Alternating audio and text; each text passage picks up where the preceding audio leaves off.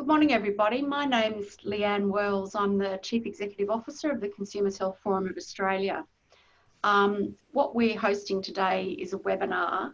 It forms the final session for the participating pairs in the recently run Collaborative Pairs Australia national program. And that's involved organisations from Headspace, or participating pairs from organisations that include Headspace, the Western New South Wales Primary Health Network, Coordinair Primary Health Network, and the Australian Digital Health Agency. The Consumers Health Forum of Australia, for those that don't know, we're the peak body, the national peak body for Australian healthcare consumer voices, and we are the overall national sponsoring organisation for Collaborative Pairs Australia. We decided to open up what is usually a closed forum for participating pairs as the final session in the program today to interested parties, including the sponsoring organisation for the pairs, but also other organisations that have shown an interest in Collaborative Pairs Australia. We're getting great interest in it, and that's very motivating and exciting for all of us. So it will be a slightly different format. It will give you a taster of what Collaborative Pairs Australia is all about, and it will be a slightly different fifth session experience for the participants to those that we've done in the past, just because we've brought in interested parties and stakeholders. And before we start with some of the other formalities, I'd like to first recognise the traditional custodians on whose land we live and work. And for me, I'm here in Canberra. We've got people from all around the country, but for me, that's the Ngunnawal people. I'd like to acknowledge their continuing connection to land, water and community, and pay my respects to their elders, past, present and emerging. I'd also like to introduce the facilitators that have led the Collaborative Pairs National Program. Jane Cockburn, she's the consumer facilitator, and Karen Patterson online as well. Welcome both of you as the clinician side of the lead facilitator pair. I'd also like to acknowledge, and this is really important because, you know, this program was a leap of faith for many of us, and I'd really like to acknowledge the 4 primary health networks that came on board with us 2 years ago now. Or more than 2 years ago now. Western Sydney PHN, Western New South Wales PHN, Southwest Melbourne PHN and Northwest Melbourne PHN, who were original funders of the program, the National Demonstration Program. And I'd also really like to acknowledge the Australian Commission for Safety and Quality in Healthcare, who have supported us the whole way through investing in the national evaluation, both of this and the next stage development, stage 2 development, which I can talk about later. So just briefly, why Collaborative Pairs? Consumer CHF has an interest in finding innovative and systemic ways, I suppose, of how we can support consumers to act with impact and influence to drive change and influence the system and drive improvement as well. And there's a lot of consumer representative training available. Several organisations within our networks provide that. But we were looking for something that really took,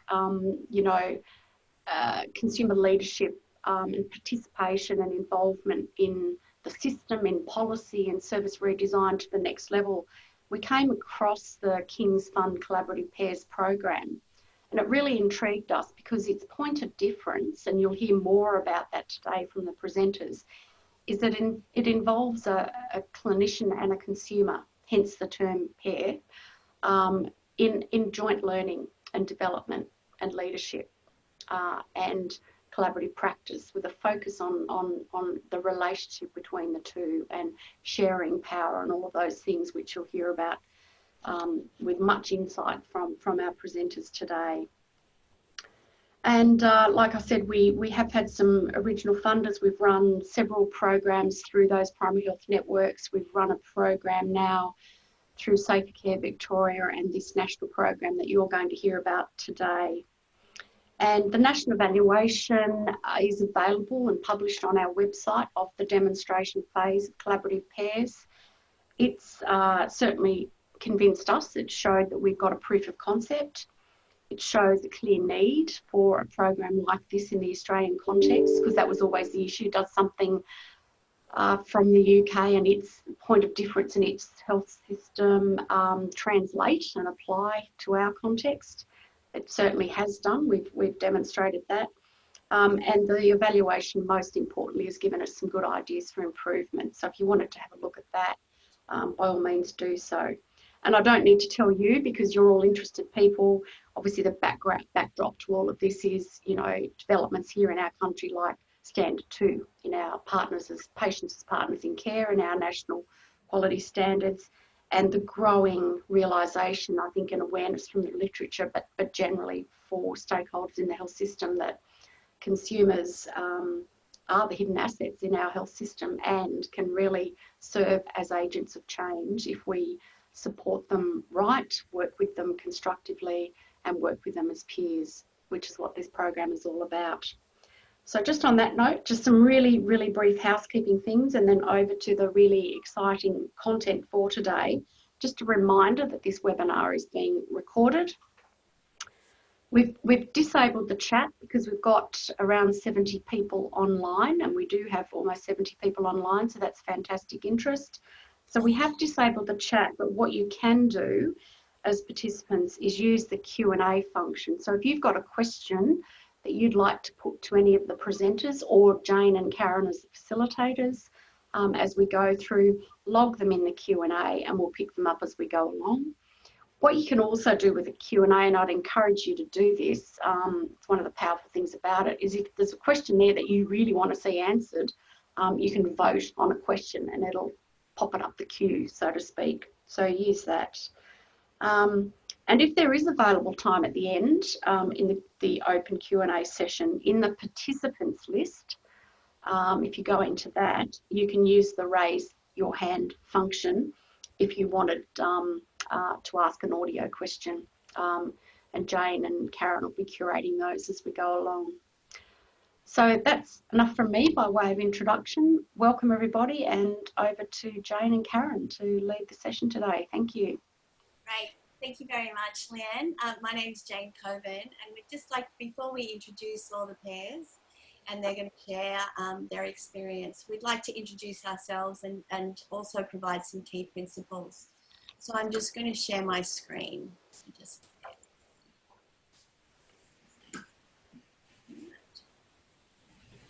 So hopefully you can all see my screen, which we'll be using as we go through. But just Karen and I are going to take the opportunity to actually introduce each other. And I've been really fortunate to work with Karen for quite a while, actually since about 2013, before the collaborative pairs. And it's been in many guises. So how fortunate am I to work with such a highly qualified and experienced health service provider who has had many roles within the system. So she really has brought to our pair and the work that we do together such a strong ethical approach to high quality and safe care in many ways for everyone that uses the healthcare system and also within our communities and neighbourhoods. So as a pair, we're different and we're the same, which is always interesting. It's in many ways, and it can make our dance together really interesting, sometimes intriguing. For me, very much a learning relationship, but a strong relationship. And I think it's been so wonderful to model as a collaborative pair together and to come from these different perspectives. I really appreciate and I'm very grateful for Karen's thoughtfulness for others, which is always evident. And she has such a wonderful way with words, and that's why she's going second, so you remember that. Her bravery and her patience, her curiosity and her willingness to shake the tree. I love working beside someone who's got that, let's give it a go. So she's always focusing on best and better outcomes for all.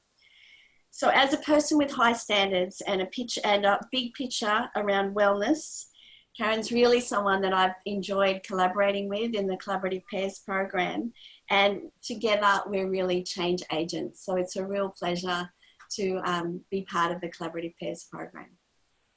Over to you, Karen.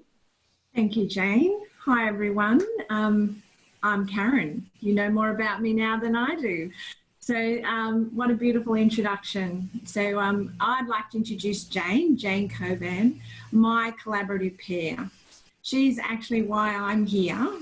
She sees the best in me and brings out the best in me. What I love about Jane is she's a fighter, a carer, she's conscientious, she loves to swim, she's an organiser, a scientist, an entrepreneur. She stares down power and she asks great questions. I value Jane's sense of humour, her willingness to give it a crack, and from the get-go, we have shared many laughs. I've walked beside Jane for many years, and I've had the privilege of being her friend when she was diagnosed with breast cancer and commenced treatment. You might have thought this might have made her vulnerable, but actually, she grew stronger. She actually rose to the challenge. She's taller than she was before. She harnessed her experiences and her life experiences and her talents and skills and started to focus her attention in being an advocate further for consumers, carers and families, bringing voices and ideas together with a focus on collective impact. She's an active member of consumer councils of the Chris O'Brien Lifehouse and the Central East Sydney PHN. But most of all, Jane gives me permission. Just be you, and then I can be me. It's a pleasure working with you, my peer Jane. Thank you, Karen. And we wanted to provide a little bit of information about ourselves, because what we've really learned through working with the Collaborative Pairs program is it is really about self. One of the key principles is becoming really comfortable with yourself and your pair, and through that we can make change together. It's empathy-based and people-powered change. And we do that by asking great questions and working together and tapping into the things that perhaps are undercurrents or unsaid. And we do that because we know that as a learning community, we're going to inquire, test, and invite other people in to make great change. And that might be by providing a different focus, providing a different perspective, but always enjoying and inviting shared voice around what we do. Erin. So this is an overview of the content of the program. You'll see that it's more of a weave than segments. And you'll see that we actually, the way we approach the program is that we integrate the principles that Jane talked about from the very beginning, from the get-go.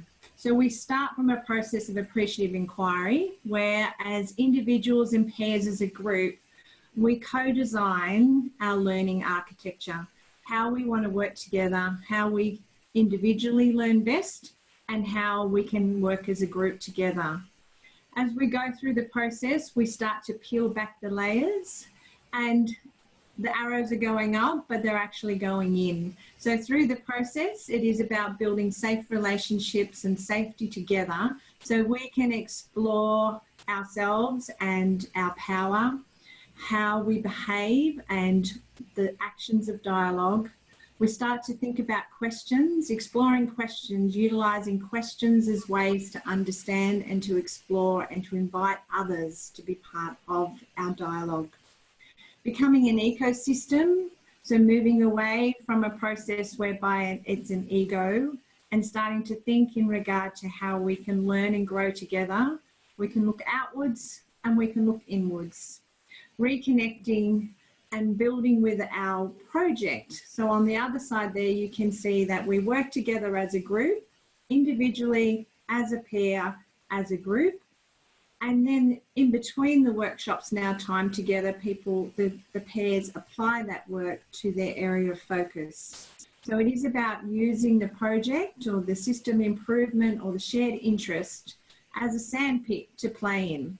So it's about giving people permission to, one, explore themselves and their relationship as a pair, and the other to apply that in the context of their question or their project as they start to go deeper into the question. So that's the the concept of the collaborative pairs. And I suppose one of the things we're really conscious of is that it can appear a bit abstract. It is a creative representation, what you'll be hearing today, as well as our pairs will be talking about what they've learnt. And as any great artist, if we're in real life, the guys would have been doing an interpretive dance for you. But we're going to do a bit PowerPoint presentation instead. And so we want you to sit back and try and appreciate the power of what is going to be shared with you, but also recognise that we're inviting you into a dialogue. It's not just about today, it's about tomorrow and the next. And we would like you all to continue the conversation beyond this presentation today. So it's with great pleasure, our first presenters that we have today are Sarah and Matt. Thank you very much, Jane and Karen. It's an absolute pleasure to be here, and it's been an awesome program to be a part of in terms of thinking about display and learning really in this space and learning more and adapting our skills. So we might flick to the next slide if that's all right, Jane, and I'm going to hand it to Matt for him to introduce himself. Hello, so I'm Matthew King as well, and thank you for having me here today. This whole program has been incredible. It's been such an awesome development to sort of better understand people and better understand how people react and engage with others. So it's been a very transformative program. And so the first slide is just about who we are. So we're both from Headspace National based in Melbourne. So I'm currently uni, but working on the Headspace National Reference Group. So, and then there's a big emphasis throughout this project that we've got on family inclusion in Headspace and trying to improve it and maximise it throughout. And yeah, I'm sure that Sarah's got more to say about her. So yeah. So my name's Sarah Collett. I'm a Senior Family and Friends Clinical Advisor at Headspace National. So I'm sure probably lots of you have heard about Headspace. Headspace is a youth mental health service for 12 to 25-year-olds. And there's I think we're getting up to about 130 centres across Australia now, where young people can go for support, not just for mental health, but for everything and anything really. But we sit within Headspace National, so Headspace National is a bit different. It's kind of the national body that is there to support centres really. So we're part of I'm part of a clinical team that really works both with our youth reference group, but we've also got a family and friends reference group, but also there to support centres in the work that they do. So that's part of us, and I'm really appreciative of everybody from Headspace National who's come along today as well, and also the wider community who are connected to all participants in this. So I'm going to flick over.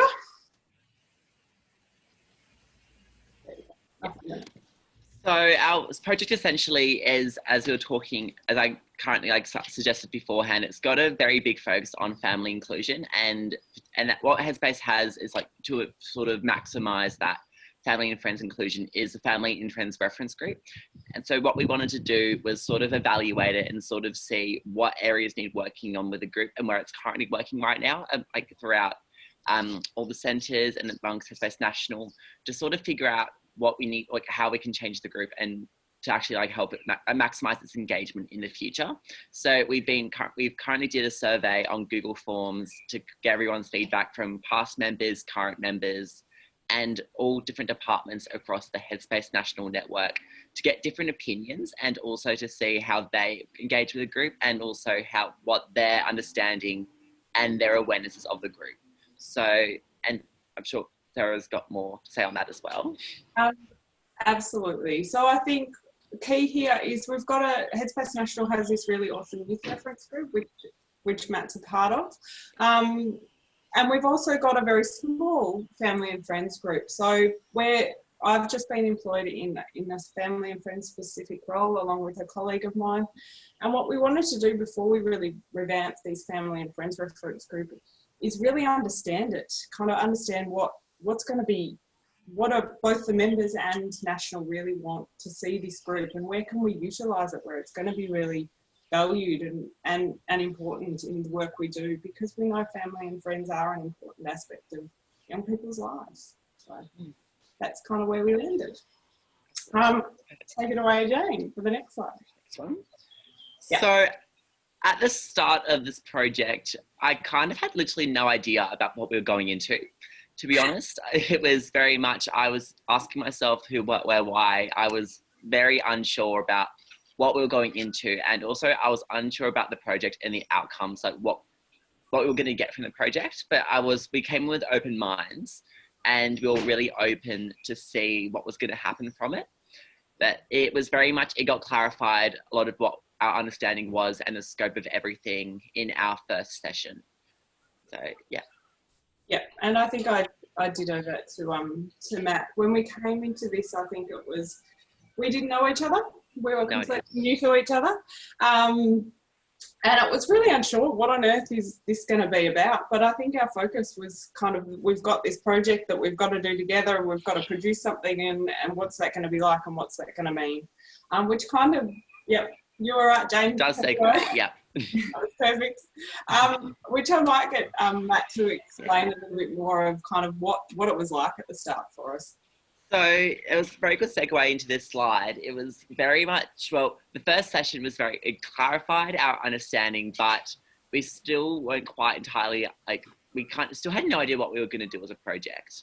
And we were sort of doing all these different ideas. We sort of, like the whole tornado metaphor that I'll explain there, that we were very focused on the macro stuff, and we were overcomplicating everything. We weren't too sure what to do. We wanted to do something that was going to change everything, change the world, all that stuff. And we weren't entirely sure what was meaningful but also doable. It's like we couldn't quite get that balance.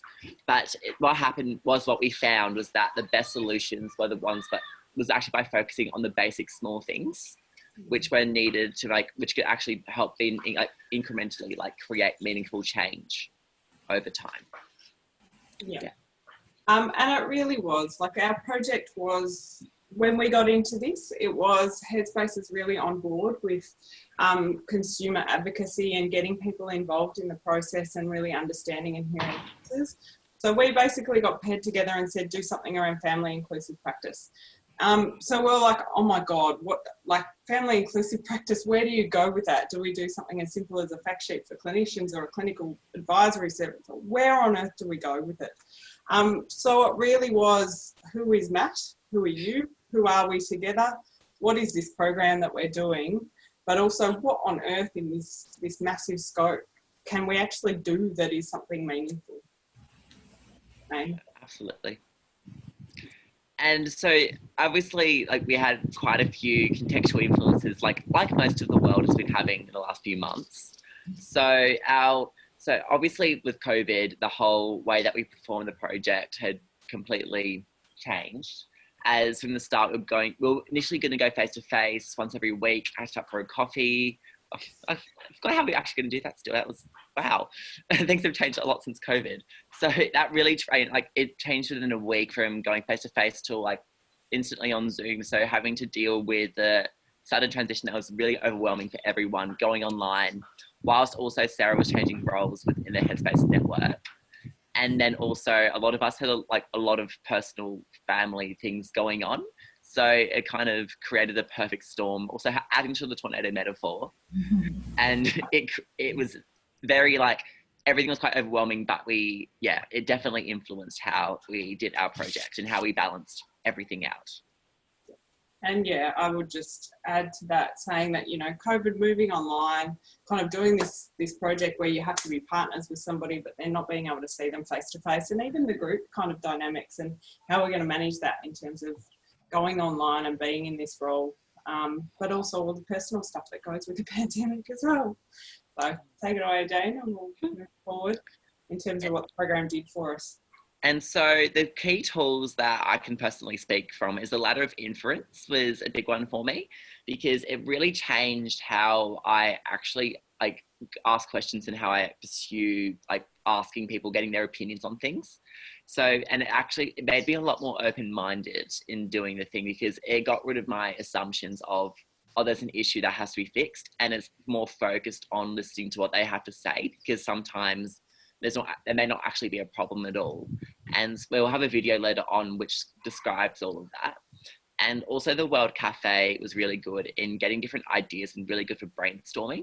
It was a really effective tool in getting different ideas and perspectives, which you would have not thought about at all. Yeah. And so I think the key thing with these things, they're all kind of different tools to really shape the way you think about the work and how you approach the work. So the ladder of influence is kind of taking a step back and understanding somebody else's assumptions, and the World Cafe is kind of this way of getting people's ideas and input without kind of judging, but just listening and kind of gathering and pulling those ideas together. And for me, the action dialogue was big because it's thinking about my position in the conversations that I'm having in the work, both with people at National, but also the wider network, but also people like Matt and the reference groups that we're working with as well. Kind of thinking about the approach that I'm taking, the position that I'm taking, whether that's kind of jumping in there and listening, or whether it's kind of having a bit of conflict, but not kind of being able to have those conversations where you listen to each other, but also put your opinion out there is really important. And slowing down and taking a step back. And also just adding on to that quickly, it was very good at like keeping things simple and going back to basics, because everyone is very frequent, like very common to overlook that. Yeah. Which kind of leads us to this, which is kind of frames it all up for me in a way. So I'm going to get you to hit play, Jane. If you can. If it's going to work. I didn't. Oh, it's not going to work. Sorry, I didn't realise it was a video. Let me. That's all It right. should work on the slide, or I can explain it if you like. I can talk to it if you like, because I'm really aware of time as well. Basically, it's this video it's not about the nail. So this woman's got a nail in her head, and her partner's sitting there and she's kind of going, but it hurts and it's painful, and he's going, but you've got a nail in your head, rather than going, oh, that sounds really hard, and taking a step back. We can put a link up if we can and send it through so people can watch it. And I use this video across other things that I do as well, but I think it's that stop focusing on the outcome, stop focusing on what's kind of you think is the problem or right in front of you, and take a step back and really listen and do that deep listening and understanding and empathy and hearing what's going on underneath for other people and their perspective. Which I think this program really highlights, and it's really important. Next slide. Oh. There's less pressure. It's just My apologies. We've all been there, it's all good. Oh, God. So this is pretty much how we've like transformed as a pair and also individually. So we've really come to understand the importance of listening to people and understanding like your own assumptions, but also other people's perspectives and their opinions, and also going slow and not rushing each process, because every part of going through like the Collaborative Pairs program has been, you need to go slow in order for it to succeed, and like, as they say, like slow and steady wins the race. And trusting the process at the end, that knowing that it will work out and you will get what you want as a result. And really the big thing that we took from it as well is we kept focusing on all the macro issues, the large scale, widespread stuff, but we've sort of forgot to focus on the micro things, which are equally important. And so really going back to taking it slowly, understanding like the minor things, and they can actually be just as powerful. And there came out to the metaphor there with the rainbow, and yeah, everything got cleared up. Yeah, next slide. Hang on. Sorry.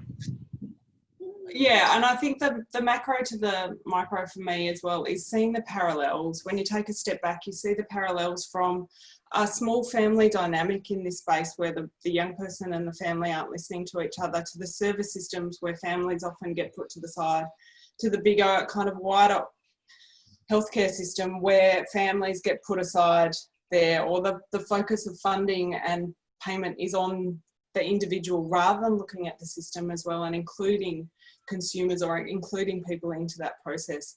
And it kind of goes all the way up, as it did with our project in terms of the youth reference group is massive and it's awesome and it's really well engaged. And then we've got this tiny little family and friends reference group on the side that's kind of not really known about or not really thought about that much.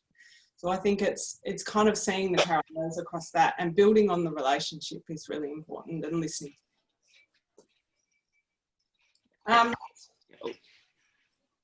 So our reflection, so I think Sarah, do you want to start with this one, Sarah? Sure. I think it's just kind of a sum up slide to say how awesome it's been to get to know Matt and to have him in this process as well. I think his passion and his excitement and his get in there and just do it and give it a go, and perspective in terms of hearing both the young person's perspective that he brings, but also the sibling perspective that he brings, and the enthusiasm for the work. And it's been awesome just having somebody there to bounce all this stuff off, to challenge you a little bit every now and then, but also to do the work and know that he's got my back, or he'll pick up if something's going on for me. So it's kind of really building those relationships and having somebody there side by side, which is, I think, the power of this program as well. Absolutely. And it's just the idea of like, we're in it together, and it's a collective effort, and you're not alone through it, and you don't have to doesn't have to be just you who does have to do all the hard work. Like, it's an equal shared effort. So definitely. Yeah. That's it. Yeah. Excellent. Thank you, Sarah and Matt, for kicking us off and being the first to present and sharing your reflections.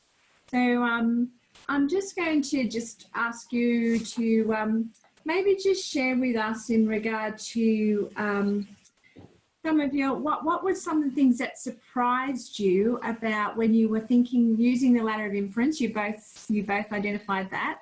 What sort of assumptions did you discover or about using the ladder? Anything surprise you? Do you mean like your personal assumptions that you kind of discovered? Yeah. My assumptions were kind of like, my personal assumptions was that the family friends reference group was like not working at all. That's what I personally assumed from the very start. And I think it was just, I really challenged it because there are areas where it is working well in some areas. And it was very much, it tested my assumption of the awareness of the group in the network as well. But it was just more about the presence and the understanding of it amongst the network. Yeah. How about you, Sarah? I think for me, I'm a family therapist, so I've got the systemic ideas, and it really made me take a step back and kind of, I think I always apply it to everything, but actually taking a step back and applying it not just to the work that I do with families but to the organisation and to the project as well, and kind of hearing and listening to both the family and friends reference group participants and what they're getting out of it. But actually we need to understand what Headspace National are getting out of it as well, and their perspectives and what's happening in that system that these people aren't kind of being engaged or leaned on for the work that we're doing. Adding on to that, because if we understand the National's perspective, that's how we can better engage them in the network themselves to make it easier for them to work together. Yeah. Excellent. Thank you both. Now I'm going to pass over to Jane. Thanks, Karen, and thanks so much, Matt and Sarah. Sorry about that video, but we will pass around the link because I think it's really good for everyone to see. So our next pair that I'd like to introduce is Vicky and Mark, and they're in regional New South Wales, so from Dubbo and Orange. I'm going to share the screen again and hand it over to you guys.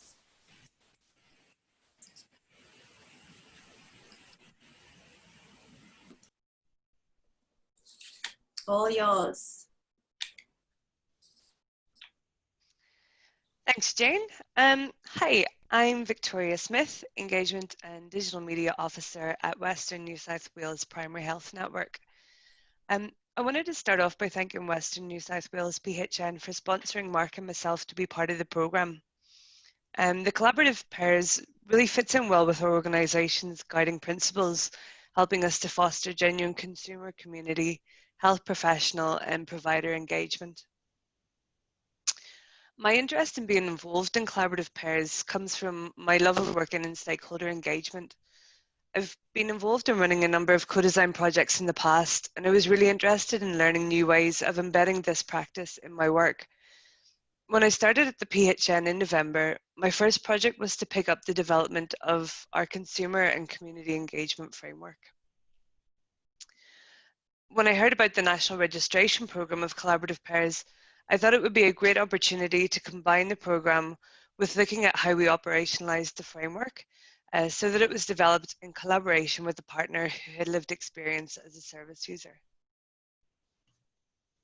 And good morning, I'm Mark Noble. I'm the consumer member of our particular pair, and some might say the oldest of the group members for this year's Collaborative Pairs program. I initially thought that all I was signing up for when I joined this program was a project. We could certainly say that the Karen and Jane show was a significant bonus to that. The training's given us new skills in communication, strategy, which while having challenges has been a great learning experience. It's elevated our understanding of this subject area to allow a new higher level of conscious dialogue, and in turn the development of an ongoing dialogue to produce the best outcome in our work. Back to you, Karen, Vic. The project concept has developed quite a bit over the past couple of months. The initial idea was on operationalising the consumer and community engagement framework. However, it became clear from discussions with colleagues at the PHN that this piece of work could be much wider ranging in the organisation and take into account how Western New South Wales as an organisation engages with its stakeholders as a whole. So this would mean looking at our policies and procedures to make sure that they're supportive of involvement with consumers, and setting up a working group that looks at how we engage with consumers in what we do. So a reframed project plan was drawn up and submitted for approval. Alongside this work, Mark and I were attending the Collaborative Pairs training sessions. Personally for me, what stood out most was the use of tools like the World Cafe. This helped to work with others to bring new perspectives to your idea. And dialogue practices as well, which looks at the importance of how your voice works in a conversation, as well as the importance of listening, respecting, and stepping back from your own thoughts and perspectives. I feel these tools will be really useful when moving forward in setting up our project and developing a working group that is focused on the same goals. You can flick on another one there, Jane. And the next one, please. The Collaborative Pairs program introduces us to higher thinking and communication skills, the benefits of reflection, and a number of light bulb moments. Personally, the concepts that stood out most were the dialogue concept of groups and the ladder of inference. These are well-defined concepts that provide a measure of control and clarity into one's own contributions to a discussion. They are tools which enable clear pathways for interaction and discussion of the nature of the conversation taking place. The ladder of inference particularly gives us the way of monitoring our own thinking and contribution on the fly, and to consider where we and others are operating from in the course of a discussion. It will be very useful, I believe, in negotiating differences in conceptual understanding while they are taking. Next slide, please. But if you were to think that the learning ends there, you would be selling the program very, very short. This is an experiential program. It is learning in the most effective way. It is learning from modelling and participation. As a sponsoring organisation, you may think that this program is about people in a room with a project and some training, and they learn new skills. Pick that slide, please. To do this, would leave your people still living in their own silos, their own cocoons. On the left of this slide is such a diagram which explains where the pair at the training and the project was sitting in my mind when we first kicked this off. The diagram on the right shows that when the pair and the training are appropriately integrated, you get R at that intersection. And it's R factor, the relationship in the pair, that creates the opportunity to work together and for that work to be greater than the sum of the parts. It's been a great opportunity and privilege to be exposed to this training, and I'm extremely grateful to the Western New South Wales PHN for this opportunity. And we as a pair wish to thank Karen and Jane for their great encouragement, incredible leadership and training skills, and it's been an absolute pleasure. Thank you. Collaborative pairs has certainly also been a learning curve for me. Initially, my focus was directed solely towards the project and trying to see how I could authentically set up a meaningful project in such a short space of time. However, it became apparent that where I needed to be focusing my attention was using the tools to build a stronger relationship with the pair. And next slide there, Jane. So the next step for us will be moving into a more exciting phase of the project. Our pair will be setting up a working group comprised of consumers and staff that will help to shape the project and drive consumer involvement forward. Thanks very much.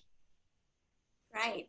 Thank you so much, Vicky and Mark, for such a lovely and meaningful presentation. Really enjoyed the metaphor that you were using with the butterfly, and I think that's a really beautiful way to look at your learnings and how you transformed and also came through the program. So a quick question for you. Wondered what you're excited about now, taking that next step forward, and what will you apply? Well, the excitement is the inverse of the nervousness that comes with it. In some ways, it's a wait and see process. For me, anyway. I'm coming very much from an advocacy and consultancy type basis. So being involved in a project such as this is a new direction for me and something I certainly look forward to. I think in our training, it's given me anyway the to be able to engage with the clinicians in the PHN and the executive staff to produce an outlook which will hopefully contribute well to the work that we'll be doing. Thanks, Mark. Vicky? Yeah, I'm really excited about this project. I think the past few months has given us a really good opportunity to bed down exactly what the project should be. And moving forward, I think having a group set up which is based of both consumers and staff members to look at the way that we embed lived experience in a day-to-day aspect of our work and making sure that it's embedded in each and every one of our projects and how we work and what we do. I just think it's such a great opportunity, and I think it's going to be great for the organisation as well. Great. Thanks very much, guys. And if I could just add a little more, please, Jane.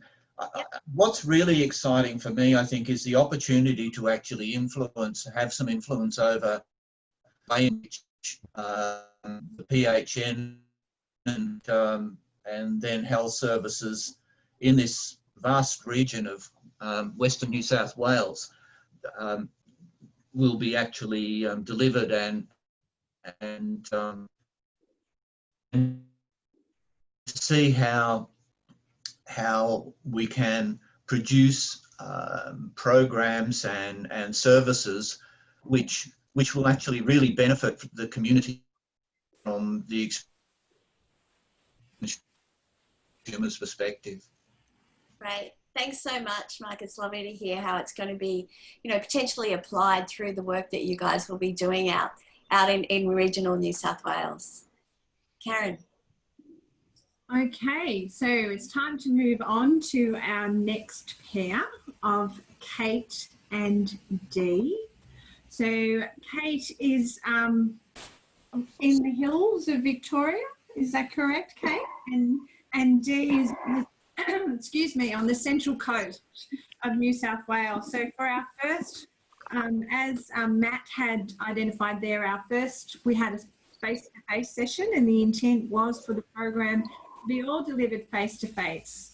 Kate was unable to attend our first session, so she attended virtually with Dee, and then they've been virtual ever since. So it's been a really interesting experience about developing relationships from a virtual perspective, and gives me my great pleasure to hand over to Kate and Dee to share their reflections. Thanks, Karen. Dee, would you like to introduce yourself first? Okay, my name is Deirdre Elam. I'm a mum of 3, full-time carer for my daughter, who is 47 and has multiple disabilities.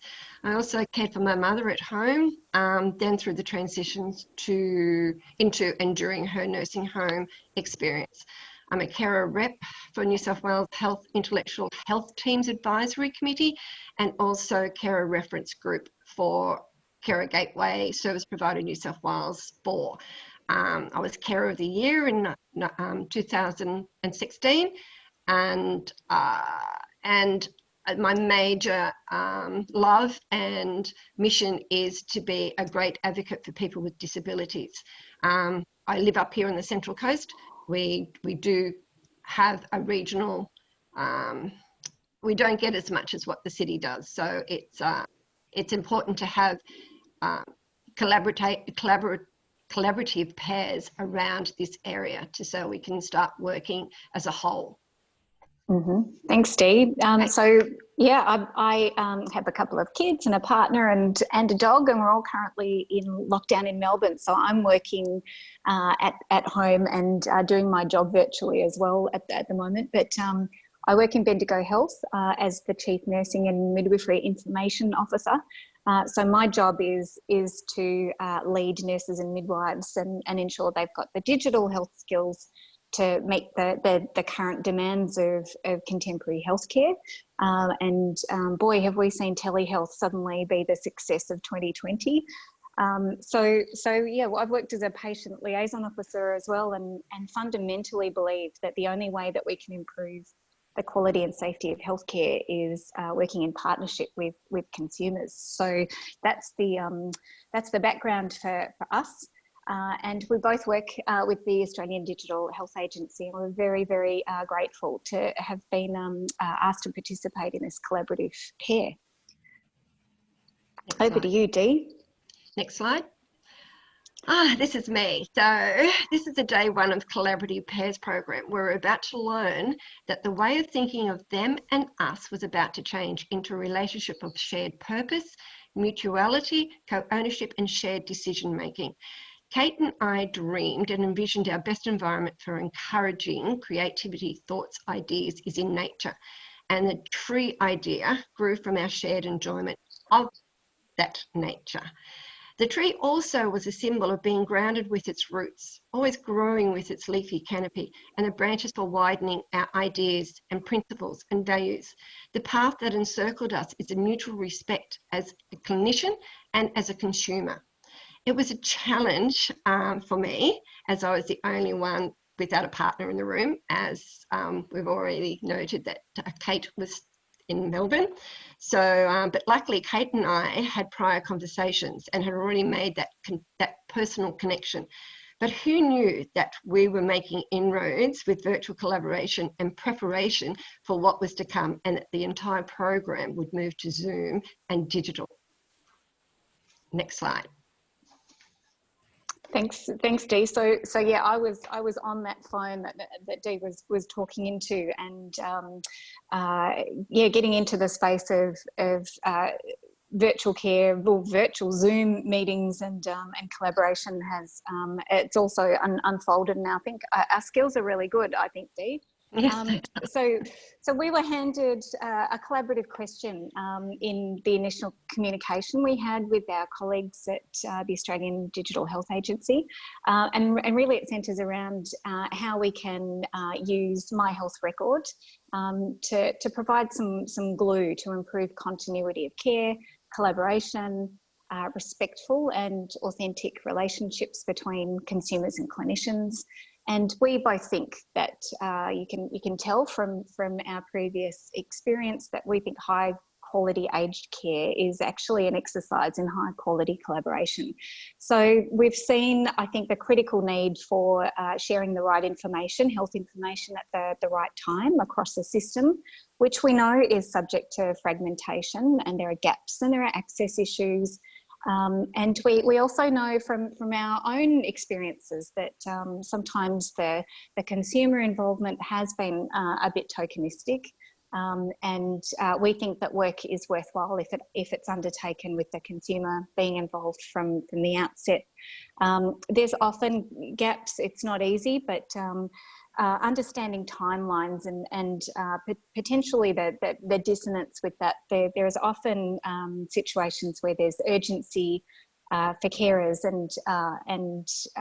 and people living with health conditions and health problems that isn't shared by the clinical world, and we tend to sort of silo and compartmentalise problems, and we're involved, I guess, in the business of prioritising lived experience over stats and data, but we know that data is so important, I think, in meeting the challenges that we face. So we basically had from the outset this idea that we're going to come up with a neat and tidy package of back to Australian Digital Health Agency of this is what our pair has found and this is what you should do next, and that unravelled very quickly when we got into the deep work, I guess, of what a collaboration is. All right, so next slide, please.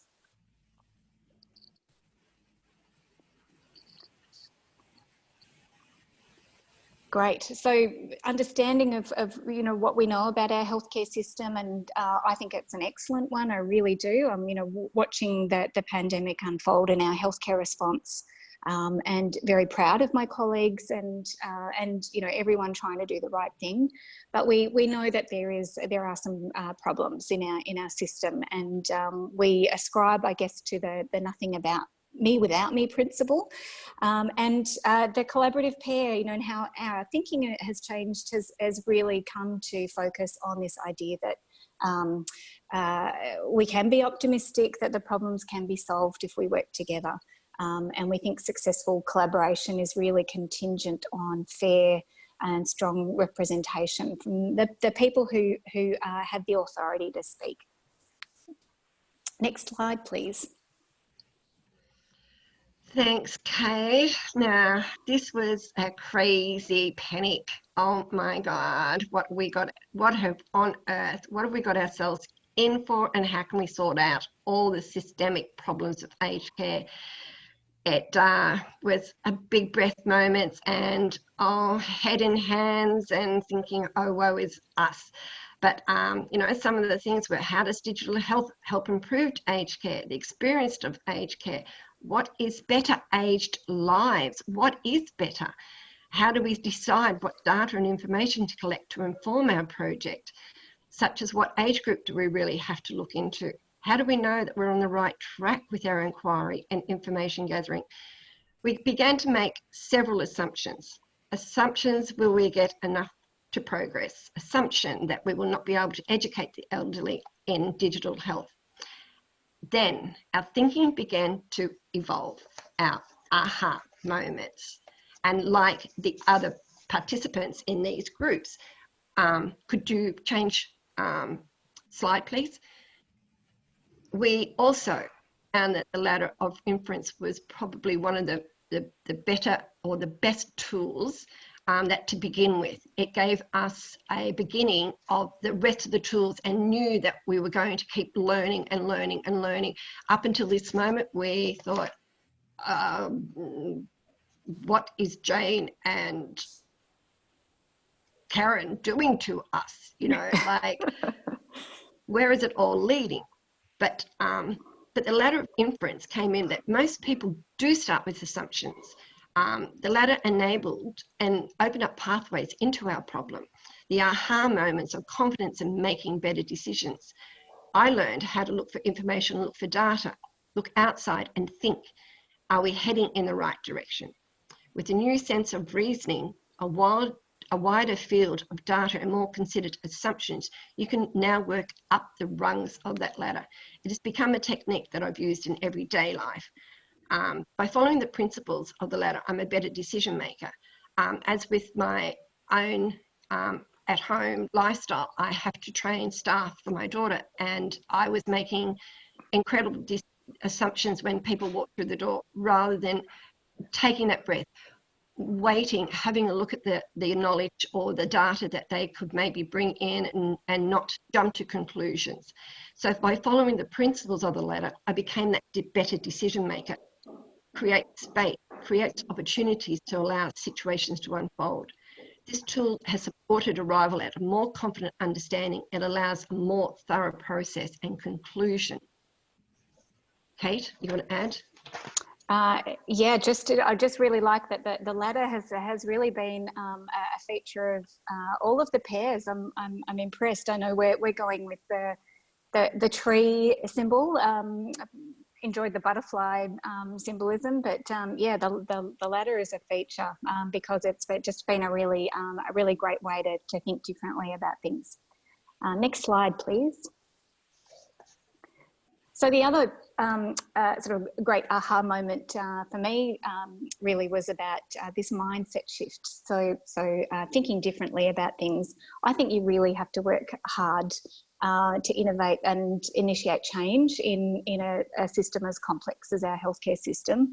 And I think we've all seen how great we do in a crisis. We can move rapidly, but I think what we've realised in the collaborative pairs is that you really need good foundations.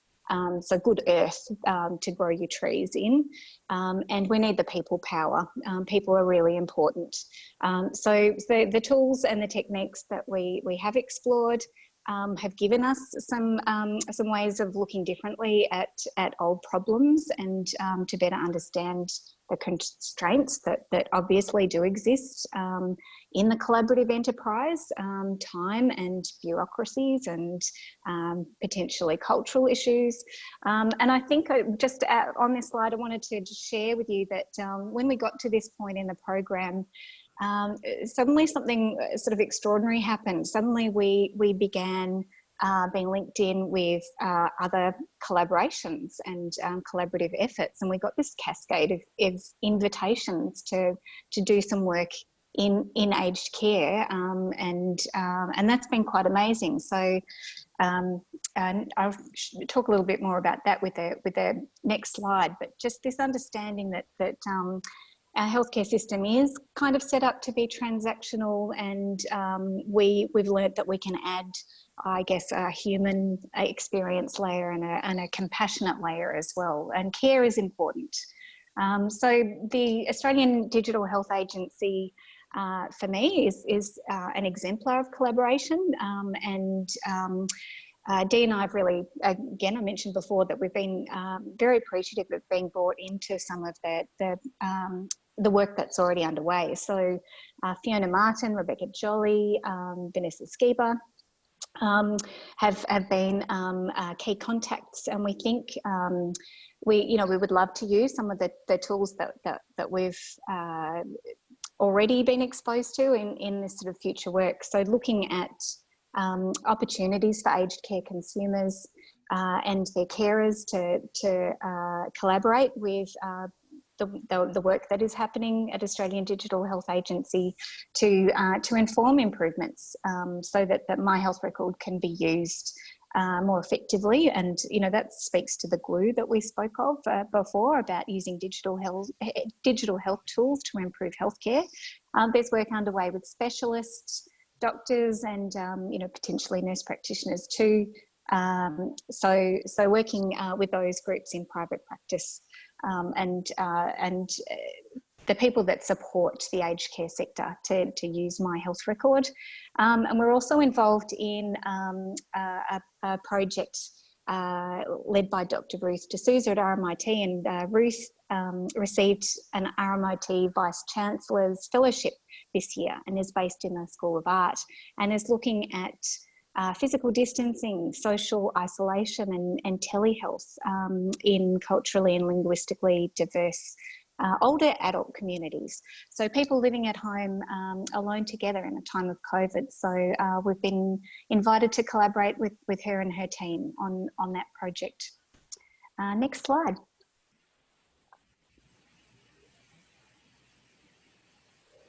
So this is really the grand learning for us, that we can share the work that we've got going on, and the work is actually easier when we have a collaborative partnership and we follow some principles of collaboration. So this beautiful idea about building constellations rather than focusing on lone stars. We think that working in partnership creates for a better human experience, and definitely it's been a source of empathy and kindness, and all the things that we know are really important in achieving a good quality healthcare system. Dee. Yeah, well, it's to work collaboratively. It's to tap into many voices in a positive way. As a consumer, it's not we do sometimes a very totalistic, or we feel like we're very tokenistic, and it's not about just only being listened to, but what does it mean to be heard. Working collaboratively makes us stronger. There is great energy to be tapped, and rather than walking a single path, now we walk a shared path, and that's what collaboration brings to us as Kate and myself. It was great learnings. It was, and I think we can only go further and further ahead, and to make that constellation even bigger. Thank you. Thank you. Thank you. Thank you, Kate and Dee, for sharing your reflections and your challenges along your journey. My question I've got for you both is just a quick question, which is around, I know that developing your relationship virtually, you made some special times together. Can you share just a little bit about how you created space to build that relationship over time? We had a rolling connection. So using every device we have, text message, phone calls, Zooms.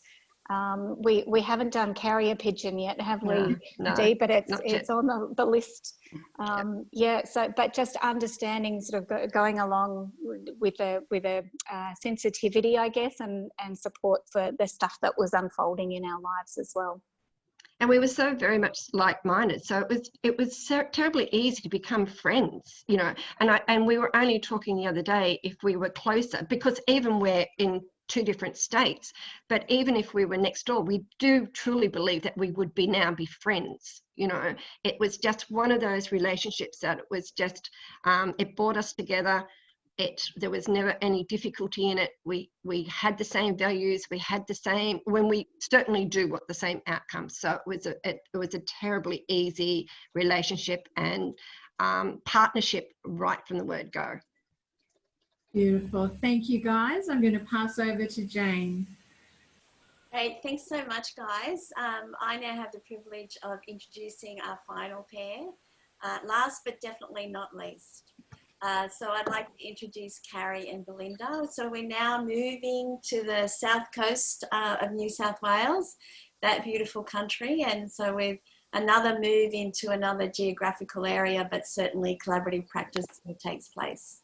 So over to you guys. Let me just get you back up. Great, thank you. Thanks, Jane, for that introduction. And I'd really like to thank all of our guests who've come along today, and in particular, thank members of our PHN coordinator for their sponsorship and for bringing Carrie and I together. Next slide, please, Jane. So we thought we'd begin a little bit by telling you about us and how it was that we were brought together and why we were brought together. So my name is Belinda Thews. I'm a clinical psychologist and I run a small private practice in Moruya on the New South Wales south coast. I primarily work with people with cancer and chronic disease, and I guess it was on the surface my interest in chronic diseases, which was why I was chosen and selected to be brought together with Carrie. But I guess like Carrie, I was also very much a convert to the collaborative way of working before this program, and I have worked as a support group leader for people with cancer. I've worked closely with peer workers in my roles in community mental health, and I've also had the privilege of working closely with consumer representatives in academic roles that I've had in the past in research projects. So I was already really switched on to this way of working. Over to you, Carrie. Thanks, Belinda, and hi to everyone, and welcome to this what's very exciting showcase presentation for all of us. So I'm a lived experience advocate working in mental health and suicide prevention systems reform, and I'm living in Wollongong in New South Wales, and I'm a consumer member of the PHN's Community Advisory Committee, and I'm also a lived experience member of the Illawarra Shoalhaven Suicide Prevention Collaborative, which is really taking a ground up whole of community collective impact approach to reducing suicide in the region. And I think that's probably one of the reasons that I was chosen for this PAIRS program, certainly my background in consumer advocacy, but also that I'd been really passionately committed to developing my skills in the collaborative way of working. Next slide, please, Jane. Okay, so the problem that we were asked to think about and address when we came into this project was broadly around the issue of chronic disease management in our region. We know from work that's been done by our PHN that there's a very high prevalence of chronic disease and rising risk in the southern New South Wales local health districts, and people with chronic diseases and rising risk often have high numbers of preventable hospital admissions and high healthcare costs. They also have high health literacy needs. And we know that there is a very poor coordination of care and lack of affordable services and prevention programs for this patient group in our region. We also know that there's a lack of understanding of the needs and challenges that are faced by people with chronic diseases amongst health professionals, and also a lack of services impacts negatively on people's mental health and physical well-being. And it's also been well documented that there's a lack of peer support initiatives for people with chronic disease in our region. Next slide, please. So what we were hoping, and what we've been working on and trying to achieve through our collaborative PAIRS project has been to try and increase consumer participation in the co-design of chronic disease self-management initiatives.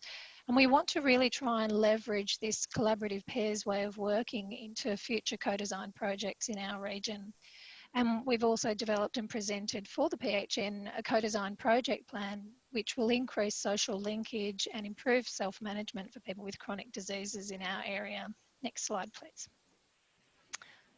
And so I guess at the heart of this, as you would have already seen, is the collaborative PAIRS is all about moving towards consumer empowerment. And so we use the IAP2 public participation spectrum as a kind of a guide for ourselves. I think some people would be familiar with this, to really sort of map what we're doing in terms of levels of consumer engagement and public engagement throughout the process of developing this project. And while we could see that the collaborative PAIRS was obviously an exemplar of moving towards the empowerment end of the spectrum, it also emerged to us that the PHN, so coordinator, it's really aligned with their commitment, and it's certainly a strategic priority to increase the active and meaningful participation of consumers in their initiatives. And then it also just really, really maps to our own personal values around developing equal partnerships for change initiatives. Thanks, Jane. So we'd like to share with you not so much about our project, but particularly what we've learnt as a pair through the Collaborative Pairs program and this way of working. Next slide, please. Thanks. So I think you've already heard this. I mean, a lot of us have really starting to draw out these common themes, but just the value of listening in order to build relationships as a sort of the starting point and the end point and the middle point for the Collaborative Pairs program, and just for this way of working, I guess. And I think we started out as well, and I think other pairs have also spoken about this, really very goal directed. I remember our first session, we were like trying to get a grip on like, how is this going to relate to being able to produce a proposal. We were very, very goal directed, and we really had to slow down and take a step back and develop some patience and understand that just sitting in the process of building relationships, that process is the outcome. And I think that's one of the very transformative sort of mindset shifts that's been facilitated by the program, and is so valuable and continues to be valuable. I think it's a lifelong process, and I know already Belinda and I have both seen the value of that in terms of our professional roles, but also just how much it's impacted the way we do things personally as well. So yeah, just the key is about that deep listening with a genuine curiosity, and that requires really letting go of ego and the need to control in order to build trust. Thanks, Jane.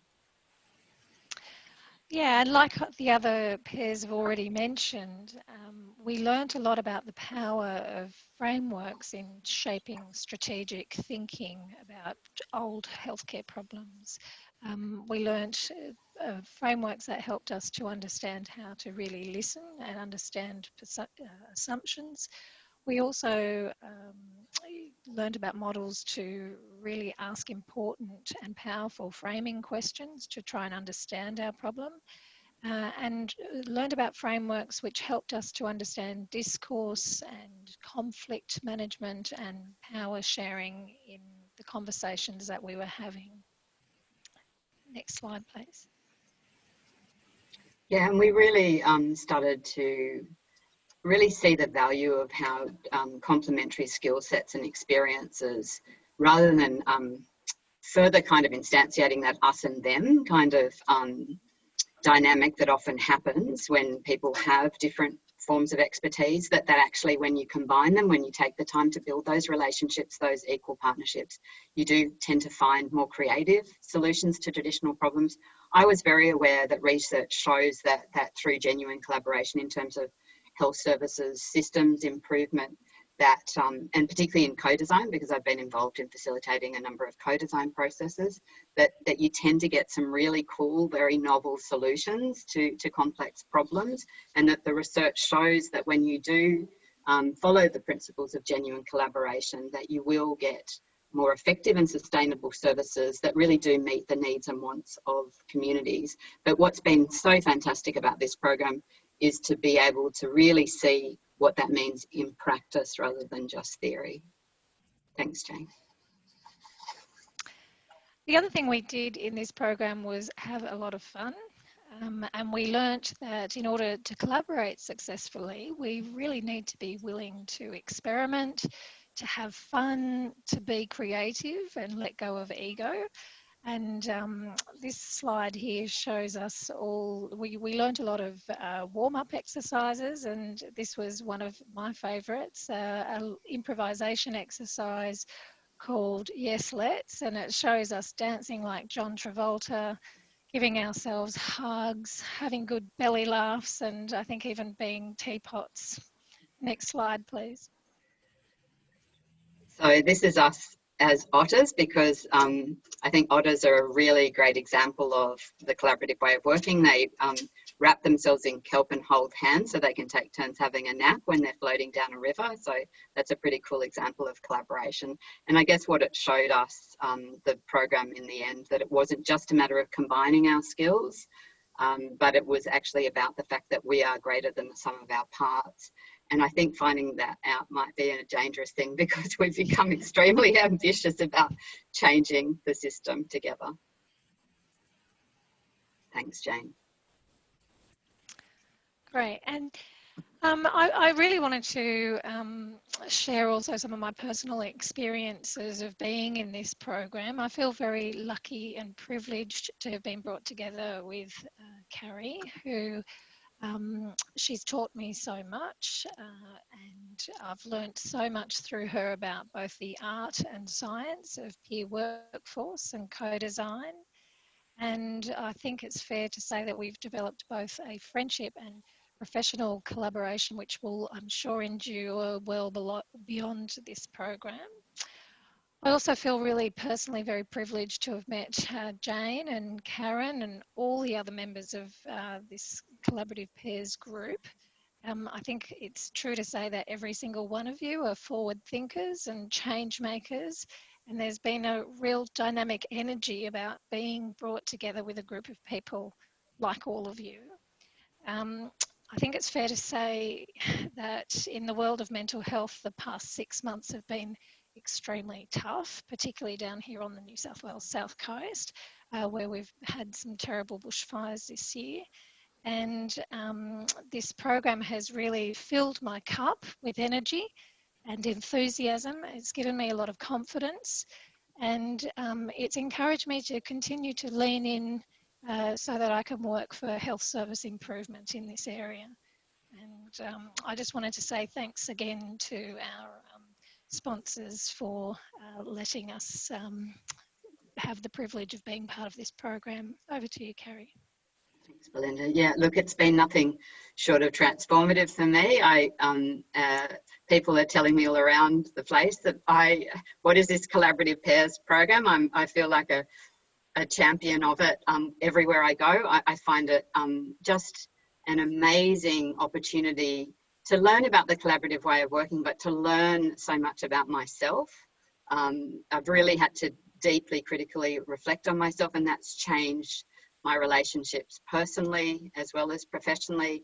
And also, because this is all about relationships, the best thing is that I found a friend and an ally in Belinda. I know that we're going to keep working together. We're really committed to making sure that all this beautiful momentum that we've gathered isn't lost. And we are so grateful to Jane and Karen and to the other group members, just how inspiring it is to see people working in different places, in different contexts.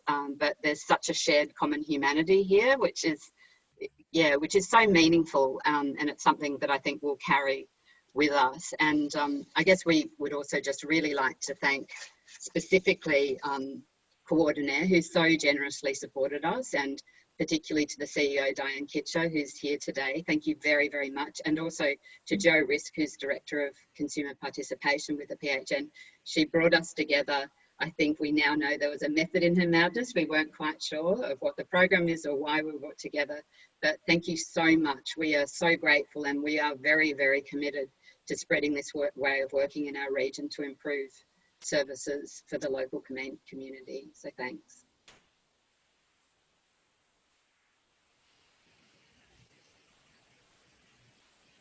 Thank you so much, Carrie and Belinda, for sharing that. It was really lovely to hear your learnings and your insights. So I just have one very quick question for you both. Perhaps just, share, for each of you to share one key thing that you think you will now apply to your project from the Collaborative Pairs. Belinda, did you want to go first? Sure. I think the thing that I've really learnt is to slow down and listen, and to spend a lot more time on the groundwork before getting to the solution. I think one of the learnings that I had, and I saw it reflected in other health professionals that were brought into the program, was that we are in our work so outcome driven. And I saw that myself and all of the health professionals and were really focused on, okay, so what's the job to be done and when can we deliver it? But the program has really taught me to stop and slow down and listen, and to make a lot, to put a lot more focus on the process rather than the outcome. Thanks. Carrie?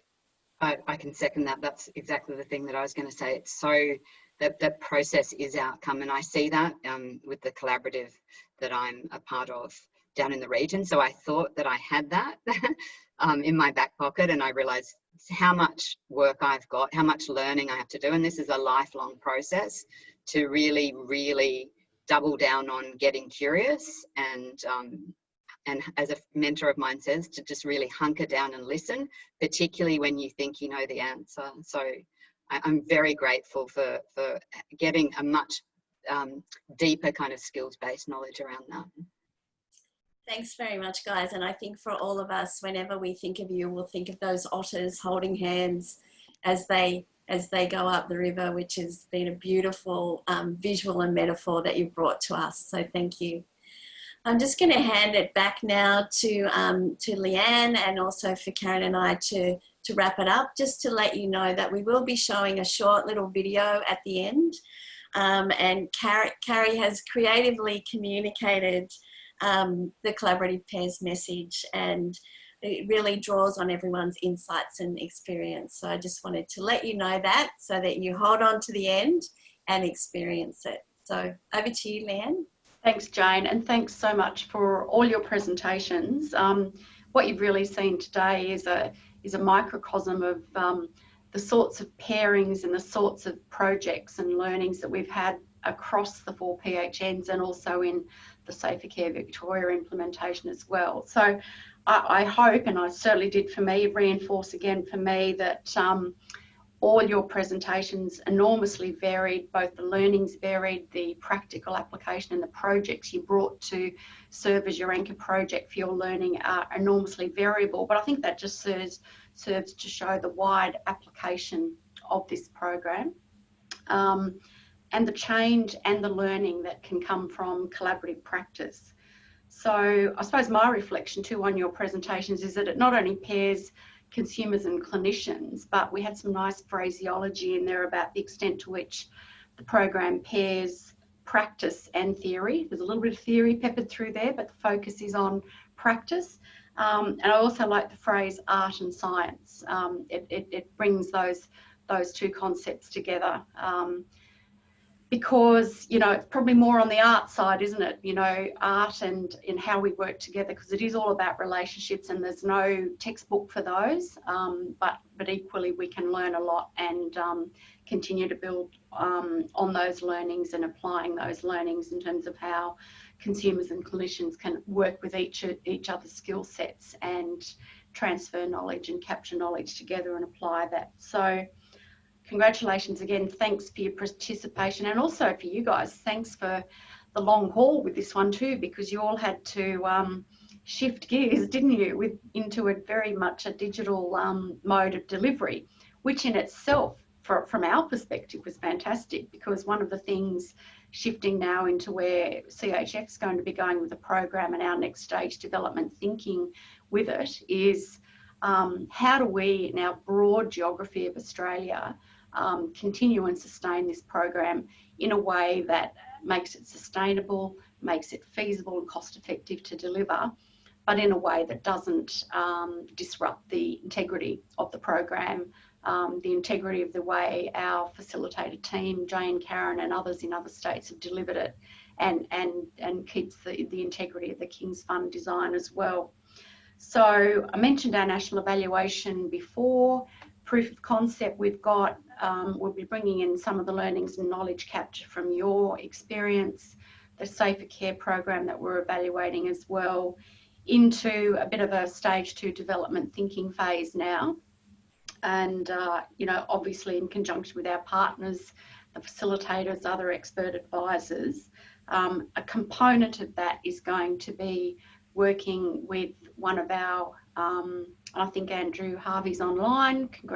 You know, thanks Andrew for your ongoing support from Western New South Wales PHN. So one element of our next stage development is going to be continuing our national demonstration of this really, and looking at, and I think we've got some good evidence today that it can be delivered virtually, looking at how we can deliver it in a virtual mode, particularly so, you know, it's available as a program to rural and regional Australia and not something that's confined to urban settings as well. So we'll be doing that with Western New South Wales PHN.